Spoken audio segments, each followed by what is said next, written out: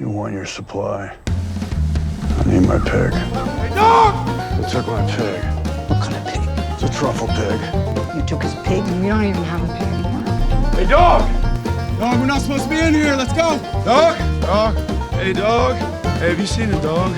Heard anything about a pig? Dog! I'm finding my pig. I'm just glad you love that dog so much. Probably fucks his pig. I don't love that dog. It's not even my dog. I don't fuck my pig. Let's just keep it about the dog. I'm looking for my pig. Dog! Dog! Dog! Dog! Dog! Dog! I'm looking for a truffle pig. I just want to know about the pig. So do you know about the pig? Why do you want a pig? It's my pig. Six his dog on a Muslim doctor. Another pig can't do what she did. Did you guys even have dogs? I like my pig back. I want my pig back. I will chop that pig up into bacon. Buy yourself a big pig.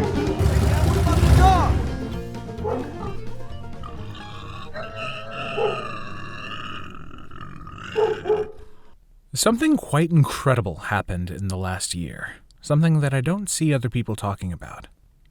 No, I'm not talking about the looming threat to abortion rights, the staggering inflation, nor even the recent monkeypox outbreak. No, I'm talking about something much dumber. Within a 7-month span, 2 films were released, both with 3-letter monosyllabic animal titles about lonely men who find a meaningful connection with a 4-legged companion. I am, of course, talking about 2021's Pig, starring Nicolas Cage, and 2022's Dog, starring Channing Tatum. Tonally, these movies couldn't have less in common. Pig is darkly funny, absurd, and philosophical. Dog is sappy, emotional, and surprisingly political in its jabs at progressives, hipsters, and civilians in general. Oh, thank you for your service. That is to say, me. While the films have many differences, the number of similarities was surprising to me. So let's examine these movies and see where they differ, and where they resonate with one another. Let me just say, there will be spoilers in this video, but honestly, neither of these movies are heavily dependent on surprises or twists, so I wouldn't be too worried about it. Pig begins in a rural area of the Pacific Northwest. Robin Feld is a former celebrated chef from Portland who, following the death of his wife, withdrew from society, and now lives in a cabin with his truffle pig, making a living selling gourmet truffles to his only contact with the outside world, Amir. Life seems both idyllic and hardscrabble for Robin. He is, if not feral, clearly a man no longer concerned with modern standards of habitation or personal hygiene. And yet he still has a passion for food, taking the time to prepare himself and his pig a wonderful meal. He is a man that has removed himself from modern life, but not one who has given up on life. Robin is looking for something pure or true, something he is unable to derive from the meaninglessness of modern civilization. Unfortunately, Robin's idyll is interrupted by a home invasion, resulting in a concussion and the abduction of his pig. Upon regaining consciousness, Robin immediately sets out on a quest, not for vengeance or honor, but just to get back his pig. Already, there are surprisingly similar elements to Dog. Dog begins in a semi-rural area of the Pacific Northwest. Jackson Briggs is a former U.S. Army Ranger who, due to injuries suffered in combat, is denied re-enlistment. Jackson is currently suffering as a sandwich artist and clearly finds the job demeaning, or at the very least, not what he's meant to do. Are you high? I said peppers, not cucumbers. Jackson is listless, unhappy with his life. So when his commanding officer says that he'll overlook Jackson's injuries, including his PTSD, if he'll do him a favor, Jackson jumps at the opportunity. That favor? Escorting a wild war dog named Lulu first to the funeral of her recently deceased handler, and then to a military base where she will be put down. Jackson immediately sets out on his quest to get this dog to where she's ordered to be, so he can get back in action. Robin Feld and Jackson Briggs. 2 rugged, masculine men living alone in the Pacific Northwest, both on a journey to get back something that belongs to them. For Robin, a pig that represents his life outside the system, with all its bullshit and bureaucracy, pretension and hierarchy. He just wants his pig, his life back. For Jackson, he's on a journey to rejoin the Rangers, to be part of a comfortable brotherhood. Not, it seems, because he wants to fight and kill, although he seems to have a pretty blasé attitude towards those things, but because it's something he's good at, something he's valued for, and something that's been taken away from him. And now, left with nothing but this shitty job, he's going on a journey to reclaim his life. Of course, Robin and Jackson are enormously different people. For one, Robin barely says a word, and Jackson never shuts up.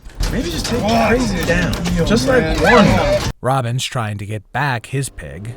Have you heard anything about a pig? While Jackson is trying to get rid of his dog. Robin seems to resent his former life and the haute cuisine culture that he was a part of, while Jackson longs for his former life, the only time he felt valued. In Pig, Robin Feld goes to Portland to find some information on the whereabouts of his lost pig. He meets with an old contact, Edgar, who seems to be some sort of big-shot restaurant power broker who also runs an underground, literally underground, fight club, accessible behind a secret door in the kitchen, naturally, where people pay to see food service workers get the shit beat out of them. It's wild. Edgar refuses to give Robin any information about his pig, and for reasons that are not made entirely clear, Robin decides to sign up to get wailed on for a full minute as a way of earning the information from Edgar.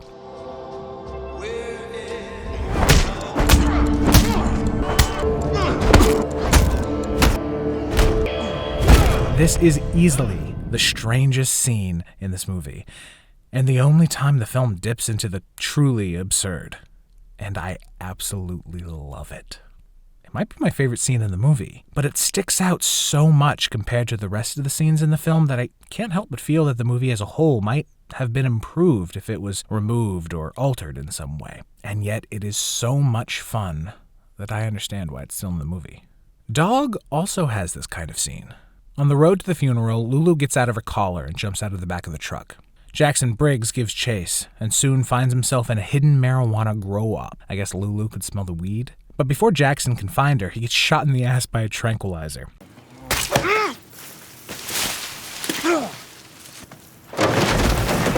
When he wakes up, woozy and drooling on himself, he's tied to a chair, and he's approached by a giant weed farmer who's convinced he's a commando here to take his strains. It's a pretty gnarly scene, and a clear reference to Pulp Fiction. Jackson escapes his bonds using his ranger training, finds a weapon,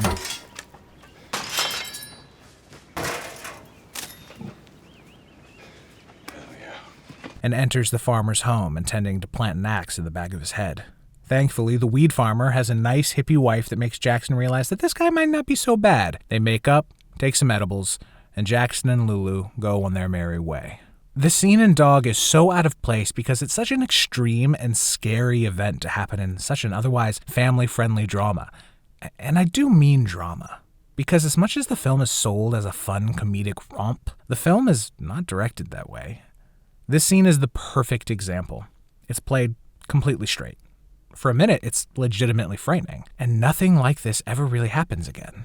It's a tonal change that isn't replicated anywhere else in the movie, just like the Fight Club scene in Pig. Speaking of Pig, Robin Feld's journey soon brings him to Eurydice.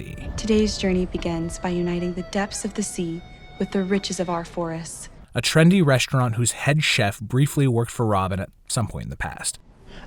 You probably don't remember me, but I actually worked at Hestia. You were a prep cook for 2 months.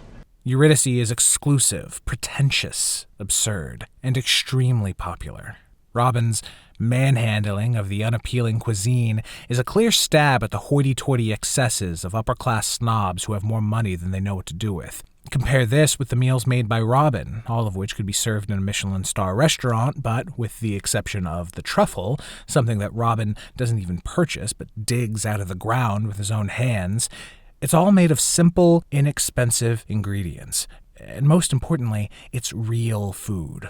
Real meat, real vegetables. Not whatever the fuck this is. So when the chef at Eurydice comes out to meet Robin, you can understand why Robin gives him a piece of his mind. This is the kind of cooking you like? It's cutting edge. They don't care about you. None of them. They don't even know you. Because you haven't shown them. He skewers this man straight through his soul. And his point isn't that haute cuisine is bad or inferior to pub fare, but that this stuff that he's serving isn't true to himself. He's a sellout. He's a shell of a man, a shambling corpse serving a pile of smoked shit on a plate, and people love him for it. But because it's soulless, their love only means so much. God damn, this is the best scene in the movie. In Dog, Jackson Riggs grapples with his own sort of culture clash in Portland. He takes a break from his quest to hang out with some locals. We're meant to scoff at the less than traditionally masculine men as they talk about virtual beers and non-GMO microbrews. And among the women, he lies through his teeth trying to get laid. All these big oil fat cats, they think that they own this place. They think they own Mother Earth, but no one owns Mother Earth. And I'm gonna fight against them every day for the rest of my life because it's just not, because I don't wanna see those ducks in the goo. Thankfully, his efforts fail, until Lulu helps him attract a couple of young and beautiful dog lovers. Is that a Belgian Mal? Who take him back to their place. They turn out to be tantricas. We help heal people by moving blocked energy so they can experience the full potential of sexual pleasure. Even after mistaking them for prostitutes, these women are into Jackson, and he does his best to play along with their tantric exercise, something that is presented as completely ridiculous, until their affair is interrupted by an absurdly nosy neighbor concerned about a dog in a car in the middle of the night. Both of these scenes are a commentary on the excesses and pretensions of modern culture. Pig attacks elitism. Dog mocks hipsterism. Both stoic masculine protagonists are positioned as critics of perceived disingenuousness and performativity. As both films come to a close, as both men reach the end of their journey, the differences between the films becomes very apparent. In Pig, Robin Feld discovers that his truffle pig was accidentally killed by her kidnappers. Junkies, they're too rough. In Dog, Jackson Riggs decides to sacrifice his opportunity for re-enlistment to save Lulu from her euthanization. Let's not make this all emotional, okay? Jackson realizes that there are things more important in life than service and the military, that he is more than just an army ranger. Saving Lulu represents his personal growth as a man. The loss of Robin's truffle pig also represents growth. The man who is responsible for his pig's death is Darius, the father of his young companion, Amir. He had the pig abducted because he knew it was the source of his son's truffles. A simple but stunningly cruel act. This is a man who has lost all humanity since the death of his wife. When Robin and Amir prepare Darius a meal, it is so wonderful. It is a meal that evoked such a perfect moment in his life, a time where he was happy and life was right, that by eating it, it's as if Darius begins to regain his humanity. This is the greatest scene in the movie. Robin is devastated to discover that his truffle pig is dead. But instead of being defeated by her death, he seems to strengthen his resolve. You okay?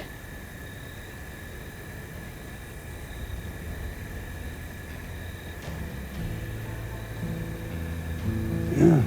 To lose someone you love, it can be difficult to grapple with the future.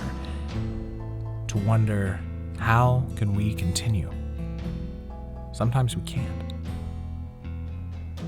But Robin discovered that even without something precious to him, he still has the will to live. One day, inevitably, because of the tragically mismatched lifetimes of dog and man, Jackson will see Lulu die.